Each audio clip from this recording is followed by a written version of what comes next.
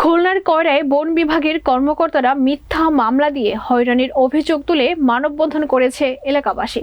বিস্তারিত দেখুন কয়রা উপজেলা প্রতিনিধি শাহিদুল ইসলামের পাঠানো প্রতিবেদনে। সোমবার বিকেলে কয়রা উপজেলার মহেশ্বরীপুর ইউনিয়নের খোরলকাটি বাজারে এলাকাবাসীর আয়োজনে মানববন্ধনে শতাধিক নারী পুরুষ ও ভুক্তভোগীরা অংশ নেয়।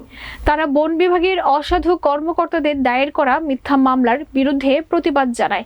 মানববন্ধনে স্থানীয় মহেশ্বরীপুর ইউনিয়নের ৬ নং ওয়ার্ডের ইউপি সদস্য আব্দুল গনি মোরল, ৩ নং ওয়ার্ডের সদস্য মিজানুর রহমান খোকন, সাবেক ইউপি সদস্য আবু সাইদ সর্দার, মহেশ্বরীপুর লায়ন্স স্পোর্টিং ক্লাবের সভাপতি শহীদুল মোরল সহ অনেকে বক্তব্য দেন। বলতে চাই, মহেশ্বরীপুর ৩ নম্বর ও ৬ নম্বর ওয়ার্ডের সাধারণ জনগণ কেন বারবার এভাবে ফরেস্ট মামলায় নির্যাতিত হচ্ছে।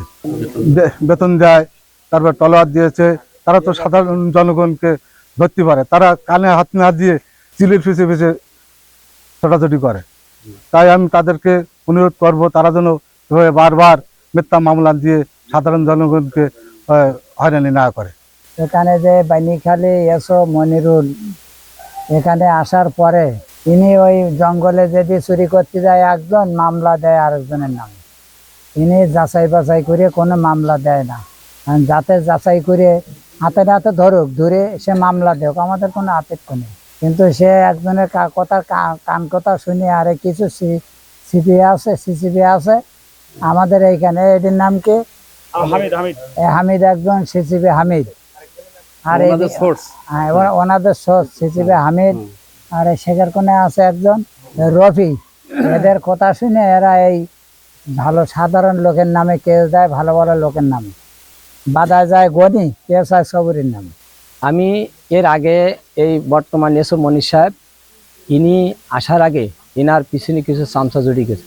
ওনাকে বলার পরে যে আপনি এই ধরনের চামচা পিছন থেকে সরাই দেন, বলার পর উনি একটা মামলা দিয়েছিল ওই সময় আমাদের এলাকার লোকের।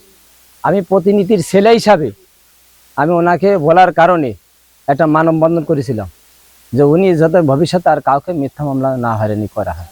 এ সময় বক্তারা বলেন, সুন্দরবনে কেউ অপরাধ করলে তার নামে মামলা না দিয়ে অন্যজনের নামে মামলা দেন বানিয়াখালীর ফরেস্ট স্টেশনের কর্মকর্তা মনির হোসেন। তিনি যাচাই বাছাই এবং প্রকৃত দোষীদের নামে মামলা না দিয়ে নিরপরাধ মানুষের নামে মামলা দিয়ে থাকেন। মানববন্ধনে নিরপরাধ কোনো মানুষকে হয়রানিমূলক মামলা না দেওয়ার দাবি জানানো হয়। আমার নামে দেশে শত্রুতামূলক এই রফির সাথে একটু শত্রুতা আছে, আমার না আকবরকে দিয়ে ওই রফি থেকে ফরেস্টারকে দিয়ে, আর হারুন আছে ফরেস্টারের দালাল, ওই দালাল থেকে এই সমস্ত গুলো করে।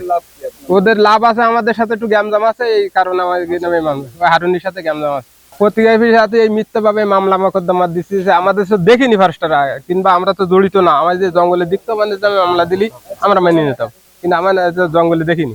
যে আমি মোটরসাইকেল চালাই ড্রাইভার হিসাবে, আমি রাত বেরাত ওরা আসে আমার এই জায়গায়, কিন্তু আমি যাইনি। না যাওয়ার পরে আমার এই অপরাধ। একদিন মিজান আসলো, মিজান এসে বললো কি চলো অমুক জায়গায় যাবো, ফরেস্টার ক্যাম্পে যাবো। তাই বললো আমি রাত্রে যাবো না।